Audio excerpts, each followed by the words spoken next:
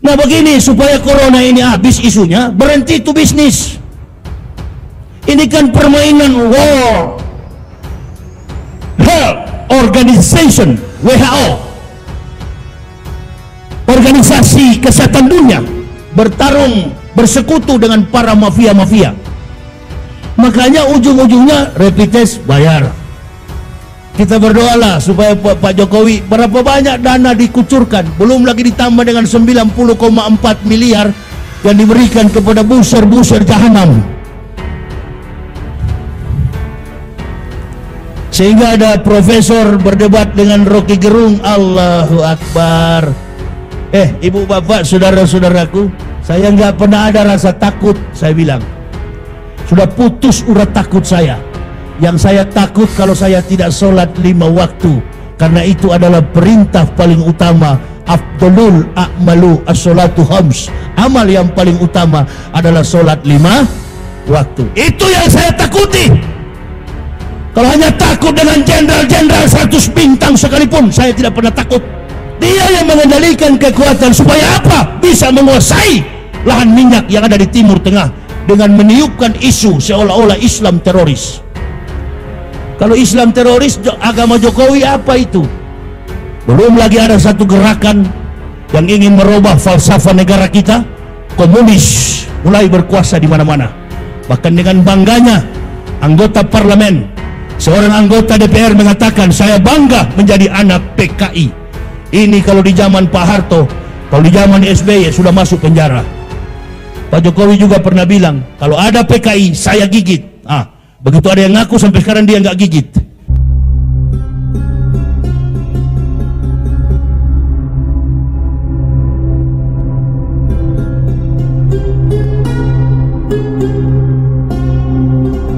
Ini munafik-munafik tahu bahwa kami ustadz-ustadz ini punya konsep melampaui dari para politikus. Allahu Akbar.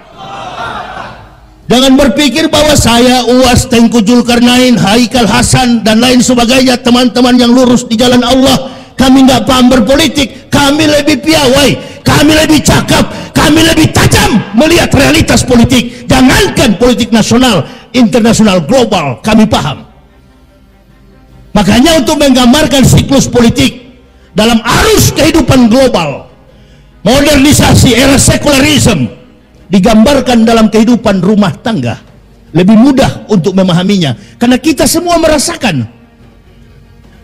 Kebetulan Islam ini juga agama yang kontekstual. Apapun yang pernah, sementara dan akan terjadi, Islam sudah mencatat dalam konteks kebenaran Kitabullah Al-Quranul Karim, ditambah dengan panduan akhlak moralitas manusia yang bertutur dari mulut ucapan lisan Nabi yang kita kenal dengan hukum hadis sunnah Rasulullah.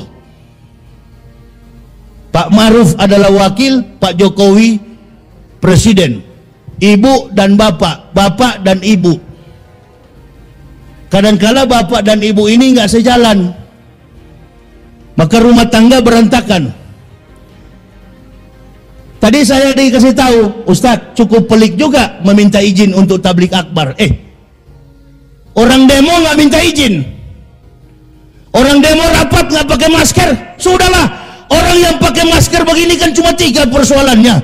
Yang pertama, percaya kepada corona, takut kepada corona, cinta kepada corona. Itu yang pakai masker.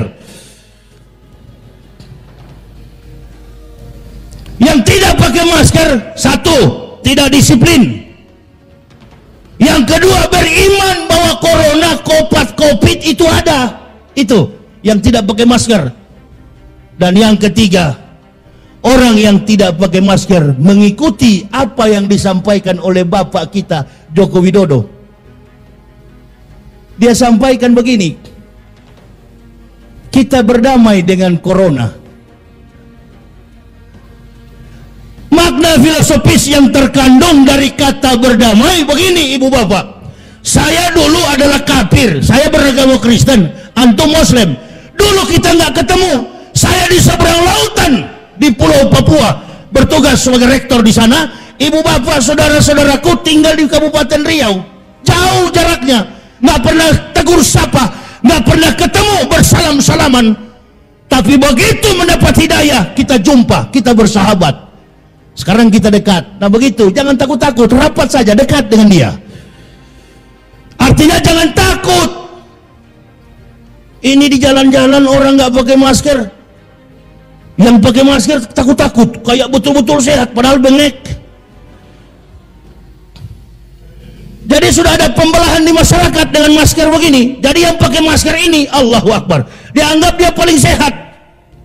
Yang tidak pakai masker dianggap penyakitan. Awas. Saya nggak pakai masker ya. Begitu pemerintah umumkan lockdown, pemerintah umumkan karantina wilayah, karantina diri, karantina rumah tangga, Allahu Akbar. 3 bulan saya nggak keluar rumah karena menuruti pemerintah. Nah begini, supaya corona ini habis isunya, berhenti itu bisnis. Ini kan permainan World Health Organization, WHO,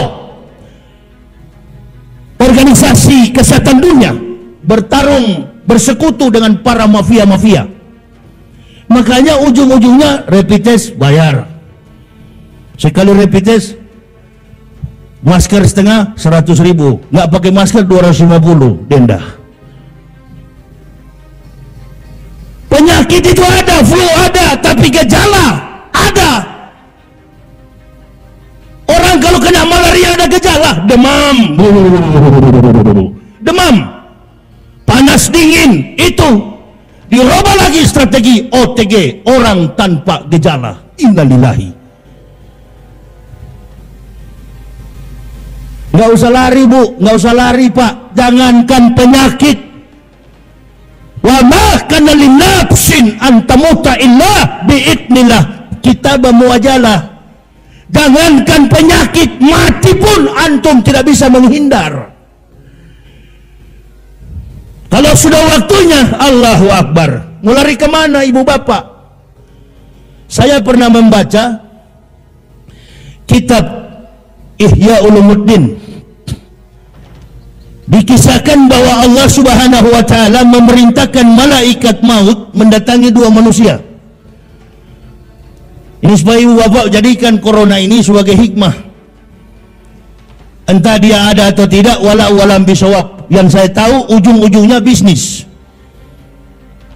Ini yang lain pura-pura di kantor-kantor, di hotel-hotel pakai masker, padahal sudah setengah mati bernapas. Bagaimana orang tidak mati, satu badan terbungkus? Bukan melawan, oh jadi ustadz melawan? Tidak melawan. Tapi kita menjelaskan kepada umat cerdas, memahami segala bentuk realitas. Umat Islam ini jangan terlalu bodoh. Apa saja yang diucapkan, iya.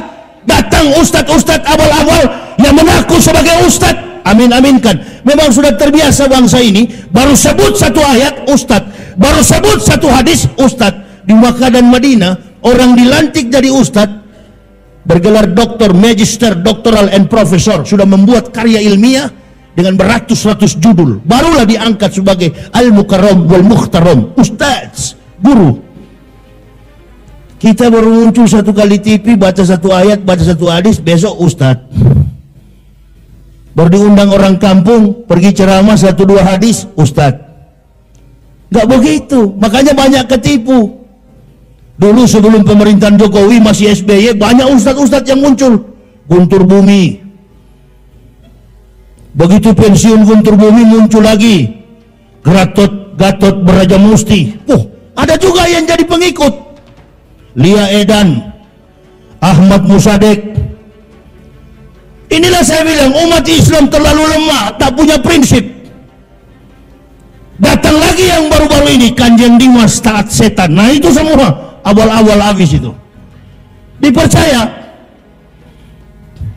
Nah jadi diperlukan sebuah komitmen dakwah yang mampu menjawab apa yang menjadi persoalan umat. Giliran kali ini adalah pandemik COVID-19. Karena ini jadi perpecahan di tengah bangsa juga. Ada yang disuruh push up, ada yang disuruh lari, ada yang disuruh sapu, ada yang disuruh bayar. Penuh saya punya HP itu, jemaah bertanya, Ustadz, bagaimana menjawabnya itu? Serahkanlah. Di setiap kepemimpinan, taktik, gaya, kemampuan seorang pemimpin tidak sama. Persoalan Presiden pertama Soekarno lain, persoalan Presiden Soeharto lain, persoalan Habibie lain, persoalan Gus Dur lain, persoalan Megawati lain, persoalan SBY lain. Ini persoalan Jokowi, hampir tiap hari ada persoalan. Amin ya Rabbal. Hampir tiap hari ada persoalan. Pak Jokowi dan Pak Maruf ini nggak tahu apa-apa. Di samping kiri kanan mereka ini banyak bajingan-bajingan. Ya, kemarin kan lagi pandemi. Saya kalau dibilang Ustadz, ini antum menantang, saya tidak menantang. Pak Wapres ditanya komentator televisi, ada bikin apa Pak? Oh kami lagi konser. Pak Maruf Amin bikin konser. Ditanya oleh komentator, dalam rangka apa Pak? Untuk mencari dana corona. Padahal nggak boleh rapat. Nah ini nggak disiplin.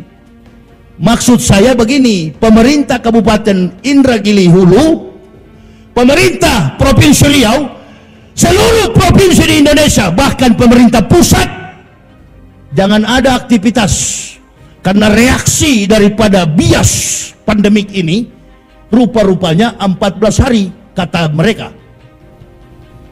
Kata ahli kedokteran, ahli paru-paru, medical system.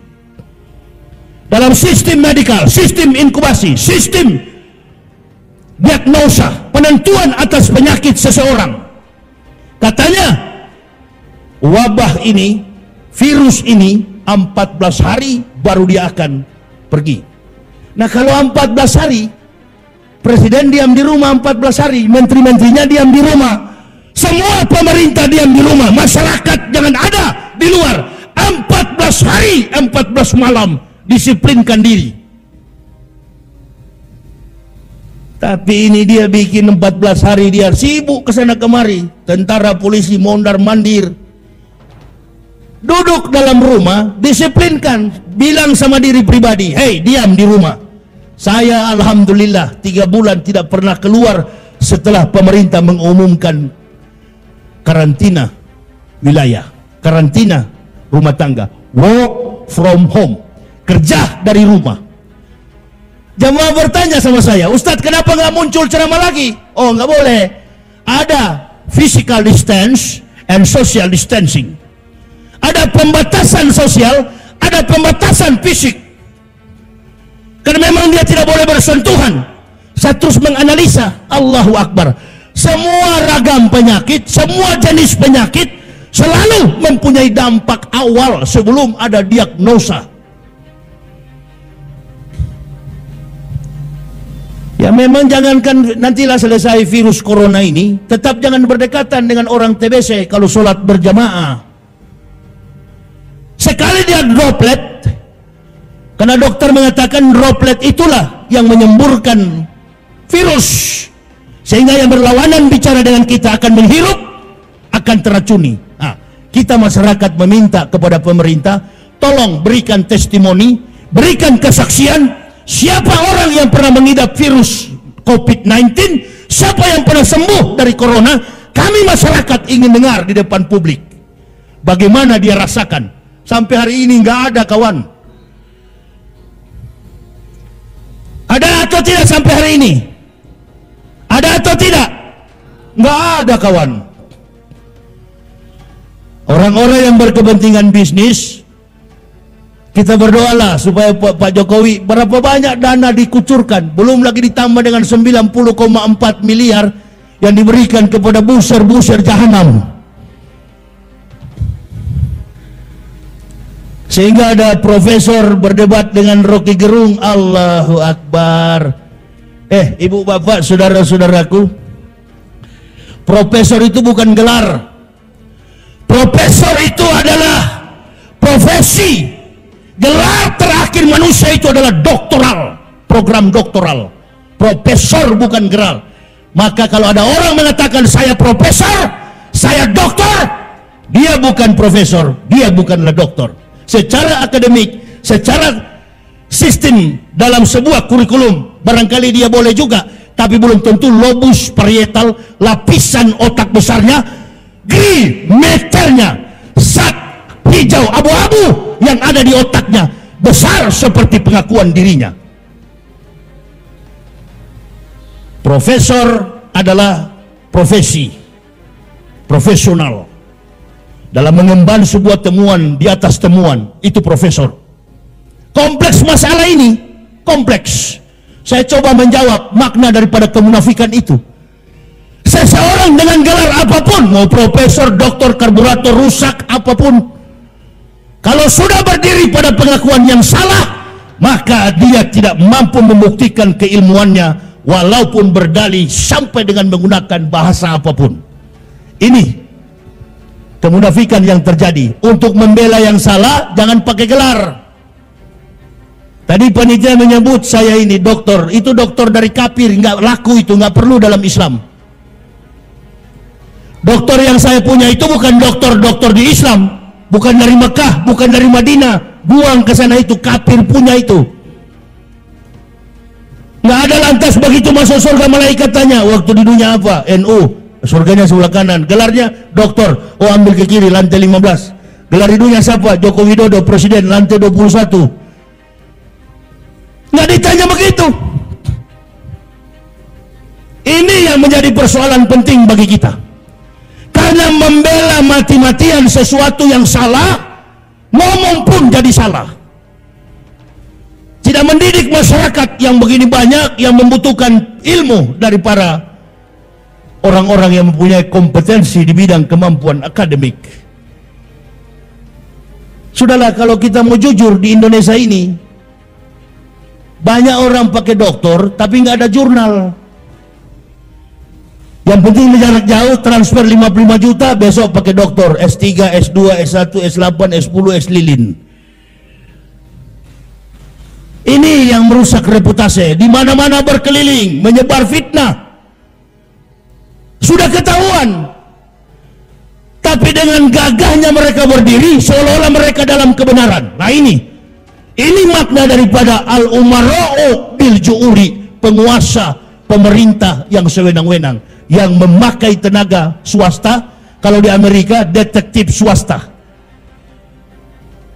untuk melanggengkan kekuasaan, tidak peduli cara apapun ditempuh. Pemerintah yang baik, apalagi pemimpin yang baik, tidak perlu memakai tenaga orang lain. Dia menggunakan kemampuan leadership, tidak perlu mencari pengikut yang akan mengejarnya. Saya mau tanya kepada ibu bapak, saudara-saudaraku, ibu bapak hadir di sini karena undangan dari siapa? FPI yang buat, masyarakat yang buat di sini. Tapi ibu bapak melihat siapa yang datang? Yahya Waloni. Makanya ibu bapak banyak. Amin ya robbal. Karena sudah lihat, oh ini Ustadz Yahya, insya Allah betul-betul berjuang di jalan Allah, bukan kaleng-kaleng kata orang Medan. Makanya datang.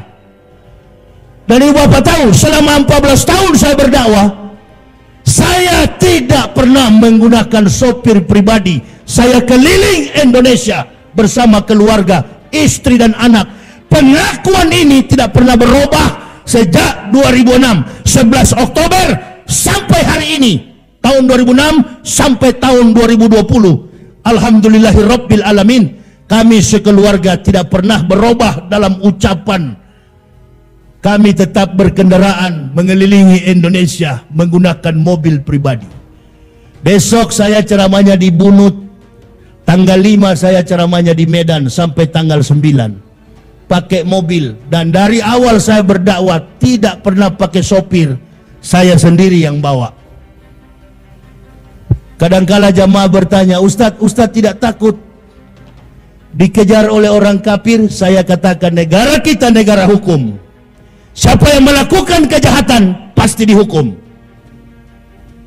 Saya nggak pernah ada rasa takut, saya bilang. Sudah putus urat takut saya. Yang saya takut kalau saya tidak sholat 5 waktu, karena itu adalah perintah paling utama. Afdalul a'malu as-sholatu khams. Amal yang paling utama adalah sholat 5 waktu. Itu yang saya takuti. Kalau hanya takut dengan jenderal-jenderal 100 bintang sekalipun, saya tidak pernah takut. Takut dengan siapa? Takut takut dengan bayang sendiri. Kita orang beriman. Orang beriman tidak mungkin melakukan pelanggaran hukum. Hukum Allah saja dia taat, apalagi hukum manusia. Tapi Ustadz bicara begini, ya memang bicara begini karena kebenaran. Pemerintah yang tidak adil. Al-umara'u bil ju'uri. Penguasa yang sewenang-wenang, dikit-dikit tangkap, dikit-dikit penjara. Hanya masalah sedikit penjara. Orang-orang yang di pihaknya, di pihak penguasa, melakukan tindakan apapun, menghina orang, memfitnah seseorang, lolos. Termasuk yang berkata kemarin Islam itu agama teroris, innalillahi. Abu Jongos. Kalau Islam agama teroris, tidak mungkin saya masuk Islam. Teroris itu ISIS, OSOS, USUS, SS. Itu adalah by design from Jews. Itu adalah gerakan teroris yang dibuat oleh Yahudi dan Amerika. American Israel Public Affairs Committee, AIPAC. Saya tahu itu karena saya dari sana. Dia yang mengendalikan kekuatan supaya apa? Bisa menguasai lahan minyak yang ada di Timur Tengah dengan meniupkan isu seolah-olah Islam teroris. Kalau Islam teroris, agama Jokowi apa itu? Agama Jokowi apa? Islam. Agama Kapolri itu siapa? Idam Aziz, Kapolri. Agamanya Islam. Agamanya Panglima Islam. Kok bisa jadi begini logika kita? Saya yang dari kafir masuk Islam siang malam memperjuangkan agama ini. Antum, Allahu Akbar. Kita nggak pernah sadar jamaah, selama ini kita diadu domba. Ya, selama ini kita diadu domba. Walan tarda ankal yahud walan nasara hatta tatabiya milatahum. Di saat kita berkelahi, kafir mulai bermain pemurtadan di mana-mana. Umat kita diambil satu persatu, kemudian dimurtadkan oleh kafir. Belum lagi ada satu gerakan yang ingin merubah falsafah negara kita, komunis mulai berkuasa di mana-mana. Bahkan dengan bangganya anggota parlemen, seorang anggota DPR mengatakan, saya bangga menjadi anak PKI. Ini kalau di zaman Pak Harto, kalau di zaman SBY sudah masuk penjara. Pak Jokowi juga pernah bilang, kalau ada PKI saya gigit. Begitu ada yang ngaku sampai sekarang dia nggak gigit. Ini saya katakan al-ummara'u bil ju'uri. Kacaunya ukhuwah Islamiyah yang kedua, wal arabu bitasubi. Orang Badui yang fanatik suku. Wal arabu bitasub. Orang Badui yang fanatik suku. Saya senang jadi orang Islam. Kenapa? Semua masjid boleh masuk. Nggak ada masjid Padang, masjid Jawa, masjid Sumatera, masjid Aceh, bebas. Semua umat Islam boleh beribadah di masjid manapun. Begitu masuk azan, Allahu Akbar, Allahu Akbar, Allahu Akbar, Allahu Akbar, Asyhadu an la ilaha illallah. Azan di mana ini? Oh, di sana, masjid di sebelah pagar, di sebelah kantor bupati, di sebelah kantor lurah, di sebelah kantor camat. Azan di mana ini? Oh, di gunung. NU Muhammadiyah labelnya hanya di hati. Begitu masuk berjamaah, imam mengatakan rapat dan luruskan shaf. As-salatu jami'ah rahimakumullah. Mudah-mudahan Allah merahmati salat ibadah kita. Semua jadi satu, nggak ketahuan pakai jenggot, nggak pakai jenggot, celana jingkrak, celana panjang, yang pakai jojon silakan. Gabung semua satu masjid, beribadah. Salat subuhnya 2 rakaat, zuhurnya 4 rakaat, asarnya 4 rakaat, maghrib 3, isya 4. Total sehari semalam 17 rakaat. Kalau di Kristen nggak boleh begitu. Katolik ibadahnya sendiri, Protestan nggak boleh ke Katolik. Katolik tidak boleh ke Protestan, Protestan tidak boleh ke Pantekosta, Pantekosta tidak boleh ke Betel, Betel tidak boleh ke Gergaji, Gergaji tidak boleh ke Palu. Coba tanya orang Kristen kalau boleh. Nggak boleh, karena tata cara ibadahnya, kitabnya pun beda. Sesama Kristen kitabnya beda. Kami sebagai orang yang berpengalaman, waktu saya pendeta dulu, saya berdiri di mimbar gereja dan saya pidato, dengarlah firman Tuhan. Berpuluh-puluh tahun saya berpikir ini bukan firman Tuhan, firman saya dan teman-teman, palsu semua, ini dokumennya. Ada angkanya tapi tidak ada ayatnya. Saya katakan nabinya tidak sempat menulis, lagi malaria tropika.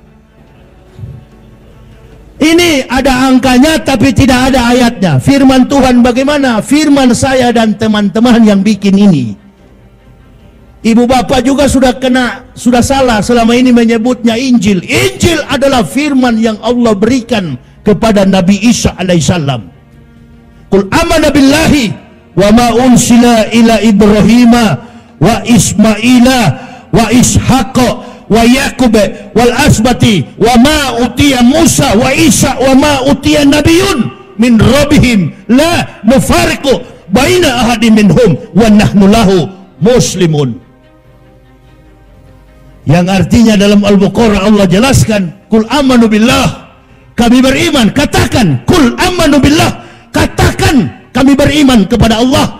Amantu billahi wa ma unsila ila Ibrahim, dan apa yang Allah turunkan kepada Ibrahim, wa Ismaila, dan kepada Ismail, wa Ishaq, dan kepada Ishak, wa Yaqub, dan kepada Yakub, wal asbati, dan 12 keturunan Yakub bangsa biadab, Bani Israel, wal Yaqub wal asbati wa ma utiya Musa, dan apa yang Allah turunkan kepada Musa, wa Isa, dan kepada Isa, Injil. Makanya ada rukun iman yang ketiga dan keempat. Beriman kepada Nabi dan Rasul, beriman kepada kitab-kitab para Nabi dan Rasul. Jadi kalau ibu bapak mau cari Injil yang asli, itulah Al-Quran. Isa adalah Nabi kita umat Islam. Yesus adalah Tuhan Kristen. Isa bukan Yesus, Yesus bukan Isa. Lakum dinukum